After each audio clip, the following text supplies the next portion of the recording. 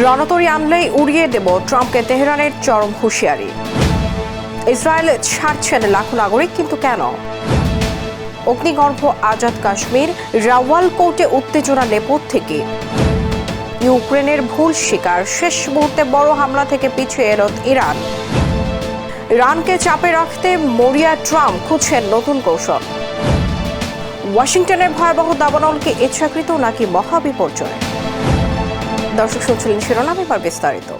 পারস্য উপসাগরে উত্তেজনার নতুন মাত্রা পেয়েছে। হরমুজ প্রণালীকে ঘিরে যুক্তরাষ্ট্র ও ইরানের পাল্টাপাল্টি হুমকিতে বাড়ছে বৈশ্বিক উদ্বেগ। ইরান বলছে এই জলসীমায় মার্কিন সেনা মোতায়েন হলে পরিস্থিতি তৃতীয় বিশ্বযুদ্ধের দিকে গড়াতে পারে। অন্যদিকে প্রেসিডেন্ট ডোনাল্ড ট্রাম্পও ইরানে আরও কঠোর হামলার হুঁশিয়ারি দিয়েছেন। এরই মধ্যে এই সংঘাতের প্রভাবে বিশ্ববাজারে তেলের দাম বেড়েছে, যার প্রভাব পড়ছে যুক্তরাষ্ট্রের অভ্যন্তরীণ রাজনীতিতেও। বিস্তারিত রিপোর্টে।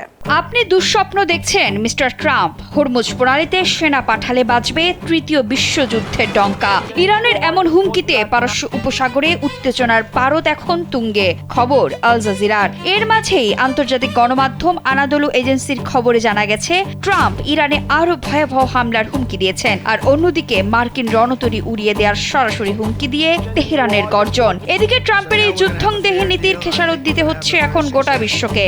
আকাশচুম্বী তেলের দাম আর অভ্যন্তরীণ রাজনীতির আগুনে জ্বলছে খোদ আমেরিকাও। বিশ্বের অন্যতম গুরুত্বপূর্ণ জ্বালানি পরিবহন পথ হরমুজ প্রণালীর একচ্ছত্র নিয়ন্ত্রণ কার হাতে থাকবে তা নিয়ে এবার মুখোমুখি অবস্থানে দাঁড়িয়েছে যুক্তরাষ্ট্র ও ইরান। ইরানের সর্বোচ্চ নেতার সামরিক উপদেষ্টা মোহসেন রেজাইর সাম্প্রতিক বক্তব্য বিশ্ব রাজনীতিতে নতুন করে তোলপাড় সৃষ্টি করেছে। তেহরানের পরিষ্কার বার্তা, আমেরিকা যদি কোনোভাবেই এই জলসীমায় আধিপত্য বিস্তারের চেষ্টা করে, তবে তা সরাসরি তৃতীয় বিশ্বযুদ্ধের দিকে মোড় নিতে পারে। ওয়াশিংটনের পরিকল্পনা হলো হরমুজ প্রণালীর ব্যবস্থাপনা নিজেদের হাতে নেওয়া এবং ইরানের সমৃদ্ধ তেল ও গ্যাস সম্পদের উপর নিয়ন্ত্রণ প্রতিষ্ঠা করা। কিন্তু রেজাই চরম হুঁশিয়ারি দিয়ে বলেছেন, যুক্তরাষ্ট্র যদি মার্কিন বিমানবাহী রণতরী কিংবা সেনা পাঠায়, তবে আমরা তা ধ্বংস করে দেব। তিনি স্পষ্ট জানান, চীন বা ইউরোপ কেউই বিশ্ব অর্থনীতির এই মূল চালিকা শক্তি আমেরিকার একক নিয়ন্ত্রণে যেতে দেবে না। ওমানের মাধ্যমে একটি সাময়িক নৌপথ তৈরির আলোচনা চললেও মার্কিন অবরোধ ও বৈরী আচরণ বহাল থাকা পর্যন্ত এই পথ বন্ধ রাখার ঘোষণা দিয়েছে তেহরান। পাল্টা পদক্ষেপ হিসেবে যুক্তরাষ্ট্র ও ইসরায়েলের গুরুত্বপূর্ণ জ্বালানি স্থাপনায় ধ্বংসাত্মক হামলার হুমকিও দিয়ে রেখেছে তারা। এদিকে আমেরিকার গণমাধ্যম পিবিসির সাম্প্রতিক প্রতিবেদন অনুযায়ী পরিস্থিতি আরো ঘোলাটে ও বিপজ্জনক হয়ে উঠেছে। প্রেসিডেন্ট ট্রাম্প সম্প্রতি কড়া হুঁশিয়ারি দিয়ে বলেছেন, তিনি ইরানে আরো কঠোর হামলা চালাবেন এবং আমেরিকা এই যুদ্ধে শুধু জিততেই চায়। অন্যদিকে হোয়াইট হাউস অভিযোগ তুলেছে, ইরান যুদ্ধবিরতি লঙ্ঘন করেছে এবং ডোনাল্ড ট্রাম্প আবারও ইরানে কঠোর ও বড় ধরনের হামলার হুমকি দিয়েছেন। তবে যুদ্ধংদেহী এই নীতির কারণে খোদ নিজের দেশেই চরম সমালোচনার মুখে পড়েছেন ট্রাম্প। মার্কিন সিনেটের সংখ্যালঘু নেতা সুমার অভিযোগ করেছেন, ট্রাম্প মূলত তার নির্বাচনের প্রচারণায় অর্থ দেয়া বড় বড় তেল কোম্পানিগুলোকে লাভবান করতেই এই যুদ্ধ উস্কে দিচ্ছেন। এর ফলে সাধারণ আমেরিকানদের পকেট কাটছে। গ্যালন প্রতি তেলের দাম ছাড়িয়েছে $4-এরও বেশি। তবে মার্কিন ভূ রাজনৈতিক উচ্চাকাঙ্ক্ষা বনাম ইরানের কঠোর প্রতিরোধ, এই দুয়ের চাতাকলে পিষ্ট হতে বসেছে বৈশ্বিক অর্থনীতি। সাময়িক কোনো সমঝোতায় পৌঁছানো যাবে নাকি হরমুজ প্রণালীর এই যুদ্ধ পারস্য উপসাগর পেরিয়ে বিশ্বজুড়ে নতুন কোনো বিপর্যয় ডেকে আনবে, এখন সেটাই দেখার বিষয়। যুদ্ধ, রাজনৈতিক অস্থিরতা ও অর্থনৈতিক সংকট, এই তিন সংকটের চাপে বদলে যাচ্ছে ইসরায়েলের জনসংখ্যার চিত্র। গত 3 বছরে অন্তত 2,68,000-এর বেশি ইসরায়েলি দেশ ছেড়েছেন। কয়েক দশকের মধ্যে এবারই প্রথম নতুন অভিবাসীর চেয়ে দেশ ত্যাগের সংখ্যা বেশি। গবেষকদের সতর্কবার্তা, এই প্রবণতা অব্যাহত থাকলে ইসরায়েলের অর্থনীতি ও জাতীয় নিরাপত্তার ওপর বড় ধরনের চাপ তৈরি হতে পারে। বিস্তারিত রিপোর্টে। যুদ্ধ আর রাজনৈতিক অস্থিরতা ও গভীর অর্থনৈতিক সংকটের মুখে বাধ্য হয়ে ইসরায়েল ছাড়ছেন দেশটির অসংখ্য নাগরিক। গত 3 বছরে 2,68,509 জন ইসরায়েলি অন্তত 3 মাসের জন্য দেশ ছেড়েছেন। দীর্ঘ কয়েক দশকে প্রথমবারের মতো ইসরায়েলে এখন নতুন অভিবাসীর চেয়ে দেশ ত্যাগীর সংখ্যা বেশি, যা তৈরি করেছে এক বিরল নেতিবাচক অভিবাসন ভারসাম্য। এই স্রোত থামানো না গেলে ইসরায়েলের অর্থনীতি ও নিরাপত্তায় বড় ধস নামতে পারে বলে সতর্ক করছেন গবেষকরা, এমনটাই খবর দ্য টাইমস অব ইসরায়েলের। ইসরায়েলের পরিসংখ্যান ব্যুরোর ডেটা বিশ্লেষণ করে তেল আবিব বিশ্ববিদ্যালয়ের অধ্যাপক ইতাই আতার, অধ্যাপক নিত্তাই বার্গম্যান এবং দোরন জামির সম্প্রতি এই গবেষণাটি প্রকাশ করেছেন। পরিসংখ্যান বলছে 2023 সালের 86,509 জন এবং 2024 সালের 91,499 জনের পর 2025 সালেও 90,922 জন দেশ ছেড়েছেন। অথচ 2010 থেকে 2019 সাল পর্যন্ত এই সংখ্যা ছিল বছরে গড়ে মাত্র 60,000। সবচেয়ে বড় সংখ্যার জায়গা হলো দেশ ছাড়ছেন মূলত চিকিৎসক, প্রযুক্তিবিদ, প্রকৌশলী ও গবেষকরা। মেধা ও প্রযুক্তি নির্ভর অর্থনীতির দেশ ইসরায়েলের জন্য এটি এক ভয়ানক অশনি সংকেত। অধ্যাপক ইতাই আতার সতর্ক করেছেন, রাজনৈতিক বা নিরাপত্তা পরিস্থিতির আরও অবনতি হলে এই দেশ থেকে এমন এক টিপিং পয়েন্টে পৌঁছাবে যেখান থেকে ফেরা প্রায় অসম্ভব হয়ে পড়বে। সাধারণ মানুষ দিন শেষে কেবল শান্তি ও নিরাপত্তা চায়, কিন্তু দীর্ঘস্থায়ী যুদ্ধ আর অনিশ্চিত ভবিষ্যৎ ইসরায়েলিদের নিজেদের শেকড় ছিঁড়ে নিরুদ্দেশ হতে বাধ্য করছে। আজাদ কাশ্মীরের রাওয়াল কোর্টে বাড়ছে উত্তেজনা। নির্বাচনকে ঘিরে কয়েক সপ্তাহের বিক্ষোভ, সংঘর্ষ ও প্রাণহানিতে অস্থির হয়ে উঠেছে পুরো অঞ্চল। বিদ্যুৎ বিল, গমের দাম ও দুর্নীতির অভিযোগ ঘিরে শুরু হওয়া আন্দোলন এখন রাজনৈতিক প্রতিনিধিত্ব ও নির্বাচনী সংস্কারের দাবিতে রূপ নিয়েছে। পরিস্থিতি এমন পর্যায়ে পৌঁছেছে যে এটি শুধু আঞ্চলিক সংকট নয়, পাকিস্তানের গণতন্ত্র ও মত প্রকাশের স্বাধীনতা নিয়েও নতুন করে প্রশ্ন তুলছে। বিস্তারিত রিপোর্টে। অগ্নিগর্ভ আজাদ কাশ্মীর, নির্বাচনকে ঘিরে উত্তপ্ত হয়ে উঠেছে পাকিস্তান শাসিত আজাদ কাশ্মীর। কয়েক সপ্তাহ ধরে বিক্ষোভ, সংঘর্ষ এবং প্রাণহানিতে অস্থির রাওয়ালকোট। যে আন্দোলনের শুরু হয়েছিল বিদ্যুৎ বিল বৃদ্ধি, গমের দাম এবং দুর্নীতির অভিযোগ ঘিরে, সেটি এখন রূপ নিয়েছে রাজনৈতিক প্রতিনিধিত্ব ও নির্বাচনী সংস্কারের দাবিতে। এনডিটিভির প্রতিবেদন মতে পরিস্থিতি এমন পর্যায়ে পৌঁছেছে যে এটি আর শুধু একটি আঞ্চলিক সংকট নয়, বরং পাকিস্তানের গণতন্ত্র, মত প্রকাশের স্বাধীনতা নিয়েও নতুন করে উঠছে প্রশ্ন। সবকিছু শুরু জুন মাসে। প্রথমে জীবনযাত্রার ব্যয় নিয়ে ক্ষোভে সাধারণ মানুষ রাস্তায় নামে। পরে সেই আন্দোলনের নেতৃত্ব দেয় যৌথ আওয়ামী অ্যাকশন কমিটি জেএএসি। এরপরেই নিষিদ্ধ করা হয় সংগঠনটিকে। এদিকে আন্দোলনকারীদের মূল দাবি জনগণের প্রকৃত রাজনৈতিক প্রতিনিধিত্ব নিশ্চিত করতে হবে। বিতর্কের কেন্দ্রে রয়েছে আজাদ জম্মু ও কাশ্মীর আইনসভার 12টি সংরক্ষিত আসন। বহু বছর আগে জম্মু ও কাশ্মীর ছেড়ে পাকিস্তানে যাওয়া শরণার্থীদের জন্য রাখা এসব আসন এখন আন্দোলনের বড় ইস্যু। আন্দোলনকারীদের অভিযোগ, এই ব্যবস্থা বর্তমান বাসিন্দাদের রাজনৈতিক অধিকার ক্ষুণ্ণ করেছে এবং বাইরের প্রভাব বজায় রাখার হাতিয়ারে পরিণত হয়েছে। সাধারণ মানুষের দাবি শোনার পরিবর্তে কঠোর পথ বেছে নিয়েছে প্রশাসন।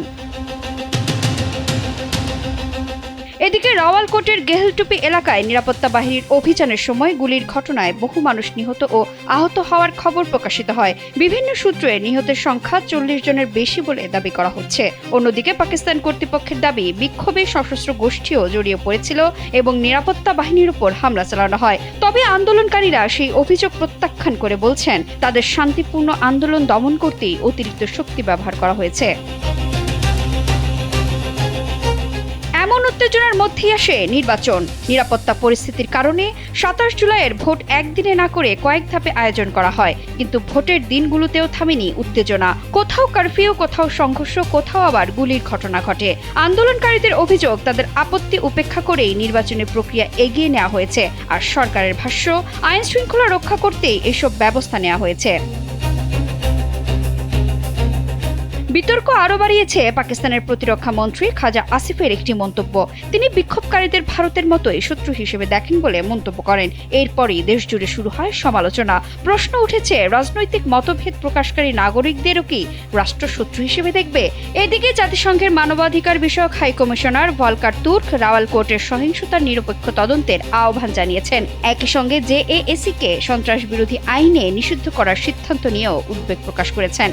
এখন সবচেয়ে বড় প্রশ্ন, এই সংকটের সমাধান কি সংলাপের মধ্যে হবে নাকি আরও কঠোর নিরাপত্তা ব্যবস্থার মধ্য দিয়ে? রাওয়ালকোটের পরিস্থিতি শুধু আজাদ কাশ্মীরের ভবিষ্যৎ নয়, পাকিস্তানের গণতান্ত্রিক বাস্তবতাকেও নতুন করে প্রশ্নের মুখে দাঁড় করিয়েছে। শেষ মুহূর্তে ইউক্রেনে বড় ধরনের হামলার পরিকল্পনা থেকে সরে এসেছে ইরান। ইরানি বাণিজ্যিক জাহাজের হামলার ঘটনায় প্রতিশোধ হিসেবে ইউক্রেনের 3টি গুরুত্বপূর্ণ স্থাপনায় হামলার প্রস্তুতি সম্পন্ন করেছিল তেহরান। তবে কিয়েভ আনুষ্ঠানিকভাবে দুঃখ প্রকাশ ও ভুল স্বীকার করায় সেই সামরিক অভিযান বাতিল করা হয়। ইরানের শীর্ষ সামরিক উপদেষ্টা মোহসেন রেজাই এক সাক্ষাৎকারে এই তথ্য জানিয়েছেন। বিস্তারিত রিপোর্টে। শেষ পর্যন্ত ইউক্রেনে হামলার বড় পরিকল্পনা থেকে সরে এসেছে ইরান। কাস্পিয়ান সাগরে ইরানি বাণিজ্যিক জাহাজে হামলার জেরে ইউক্রেনের 3টি গুরুত্বপূর্ণ স্থাপনায় প্রতিশোধমূলক হামলার সব প্রস্তুতি সম্পন্ন করেছিল তেহরান। তবে শেষ মুহূর্তে কিয়েভ আনুষ্ঠানিকভাবে দুঃখ প্রকাশ ও ভুল স্বীকার করায় এই বড় সামরিক অভিযান বাতিল করা হয়। ইরানের সর্বোচ্চ নেতা সাইয়েদ মুজতবা খামেনির সামরিক উপদেষ্টা মোহসেন রেজাই 3রা আগস্ট প্রকাশিত রাষ্ট্রীয় টেলিভিশন আনাদুলো এজেন্সিতে দেওয়া এক সাক্ষাৎকারে এই চাঞ্চল্যকর তথ্য নিশ্চিত করেছেন। গত 25 জুলাই কাস্পিয়ান সাগরে একটি ইরানি বাণিজ্যিক জাহাজে হামলার ঘটনা ঘটে। এতে এক ইরানি নাবিক নিহত হন। তেহরান সরাসরি এই হামলার জন্য ইউক্রেনকে দায়ী করে এবং দেশটির পররাষ্ট্রমন্ত্রী আব্বাস আরাকচি কিয়েভের কাছে আনুষ্ঠানিক ক্ষতিপূরণ দাবি করেন। এই ঘটনার জেরে তীব্র উত্তেজনার সৃষ্টি হয় এবং ইরান ইউক্রেনের 3টি নির্দিষ্ট স্থাপনায় ক্ষেপণাস্ত্র হামলার পূর্ণ প্রস্তুতি নেয়। কিন্তু ঠিক আক্রমণ শুরুর আগে কিয়েভের পক্ষ থেকে ঘটনাটিকে একটি ভুল হিসেবে অবহিত করে দুঃখ প্রকাশ করা হয়। এরপরেই তেহরান তাদের আক্রমণাত্মক অবস্থান থেকে সরে এসে প্রতিশোধের পরিকল্পনা স্থগিত করে। ইউক্রেন সংকটের পাশাপাশি এই সাক্ষাৎকারে মধ্যপ্রাচ্যের ভূ রাজনীতি এবং মার্কিন সামরিক অবস্থান নিয়ে কঠোর হুঁশিয়ারি দিয়েছেন মোহসেন রেজাই। হরমুজ প্রণালীতে ইরানের নির্ধারিত নৌপথের বাইরে কোনো শত্রুপক্ষের যুদ্ধ জাহাজ অবৈধভাবে চলাচলের চেষ্টা করলে সেটিকে সরাসরি লক্ষ্যবস্তু করা হবে বলে সাফ জানিয়ে দেওয়া হয়েছে। গত 17 দিনে টানা সংঘাতের ইরানের ক্ষেপণাস্ত্র ও ড্রোন হামলায় মার্কিন সামরিক পরিকল্পনা সম্পূর্ণ ব্যর্থ হয়েছে এবং মার্কিন বাহিনী বড় ধরনের ক্ষয়ক্ষতির মুখে পড়েছে বলে দাবি করেছেন রেজাই। যদিও তিনি এর সপক্ষে কোনো সুনির্দিষ্ট পরিসংখ্যান প্রকাশ করেননি, এই ঘটনায় এখন পর্যন্ত ইউক্রেনের পক্ষ থেকে কোনো আনুষ্ঠানিক মন্তব্য পাওয়া যায়নি। ভূরাজনৈতিক বিশ্লেষকদের মতে ইরান বর্তমানে দুটি ভিন্ন ও অত্যন্ত সংবেদনশীল জলপথে তাদের সামরিক ও কৌশলগত তৎপরতা একযোগে বৃদ্ধি করেছে। একদিকে কাস্পিয়ান সাগরে বাণিজ্যিক জাহাজগুলোকে লক্ষ্যবস্তু বানানোর ঘটনা এবং অন্যদিকে বিশ্ব বাণিজ্যের লাইফলাইন খ্যাত হরমুজ প্রণালীতে নিজস্ব নিয়ন্ত্রণ জোরদার করার আগ্রাসী লড়াই তেহরানের শক্তি প্রদর্শনের নীতিকে স্পষ্ট করে। আন্তর্জাতিক এই গুরুত্বপূর্ণ নৌপথগুলোতে ইরানের এমন দ্বিমুখী অবস্থান ও রণকৌশল বর্তমান বিশ্ব রাজনীতিতে বড় ধরনের অস্থিরতা তৈরি করেছে। এর ফলে পরাশক্তিগুলোর মধ্যে পারস্পরিক অবিশ্বাস বৃদ্ধির পাশাপাশি মধ্যপ্রাচ্য ও তার আশেপাশের অঞ্চলে এক নতুন ভূ রাজনৈতিক উত্তেজনার জন্ম দিয়েছে। নাজমুন্নাহার উসবা, কালবেলা। ইরানকে ঘিরে নতুন কৌশলের সন্ধানে যুক্তরাষ্ট্র। পরিস্থিতি এমন পর্যায়ে পৌঁছেছে যে এবার নিজের সামরিক কর্মকর্তাদের কাছ থেকেই বিকল্প পরিকল্পনা চেয়েছেন মার্কিন প্রেসিডেন্ট ডোনাল্ড ট্রাম্প।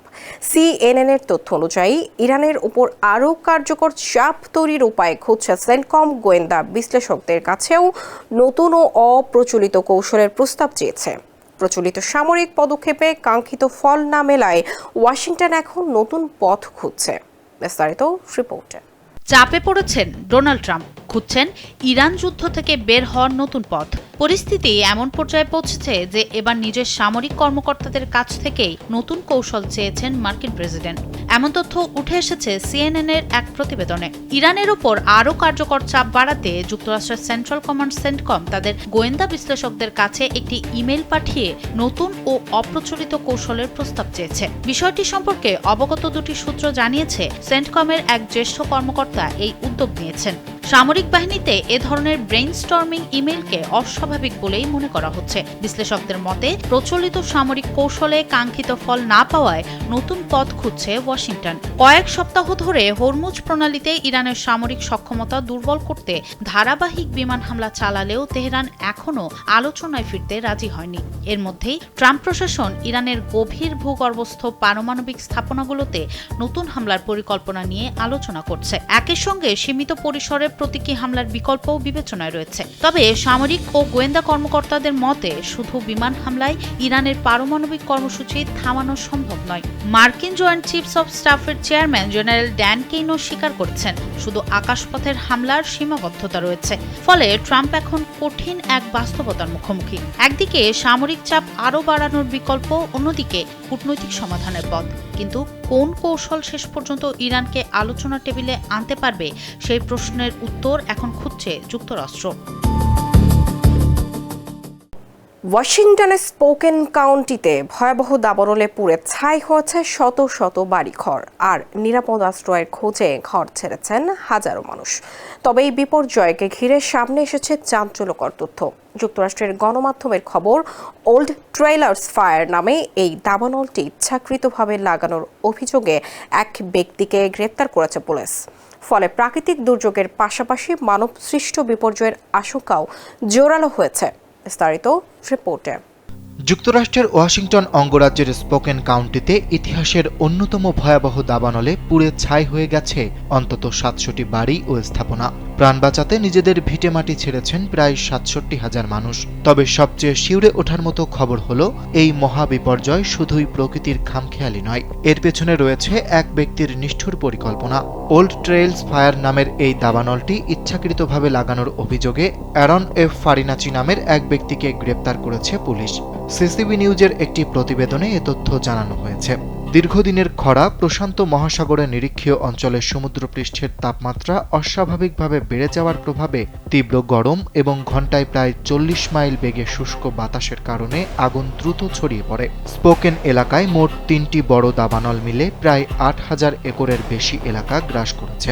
দমকল কর্মীরা দিনরাত এক করে লড়েও পরিস্থিতি এখনও পুরোপুরি নিয়ন্ত্রণে আসেনি। বাড়িঘর হারিয়ে রেডক্রসের আশ্রয়স্থলে দিশেহারা দিন কাটাচ্ছেন হাজারো মানুষ, যাদের অনেকেরই আর ফিরে যাওয়ার মতো কোনো ঘর অবশিষ্ট নেই। গ্রেপ্তার হওয়া ফারিনাচির কাছে আগুন লাগানোর সরঞ্জাম, ম্যাচ ও লাইটার পাওয়া গেছে। প্রত্যক্ষদর্শীরা আগুন লাগার স্থানে তাকে সন্দেহজনকভাবে বসে থাকতে দেখেছিল। পুলিশ জানিয়েছে তাকে ফার্স্ট ডিগ্রি অগ্নিসংযোগের অভিযোগে $10 লাখ বন্ডে কারাগারে পাঠানো হয়েছে। এই ব্যক্তির অতীতেও ভয়ঙ্কর অপরাধের রেকর্ড রয়েছে। 2010 সালে থালা বাসন ধোয়া নিয়ে তর্কের জেরে নিজের বাবাকে হত্যার দায়ে সে সাজাপ্রাপ্ত হয়েছিল। দর্শক, এই ছিল বিশ্বের আলোচিত সব আন্তর্জাতিক সংবাদ। সবশেষ খবরের আপডেট জানতে কাল বেলার সঙ্গেই থাকুন। ধন্যবাদ সবাইকে।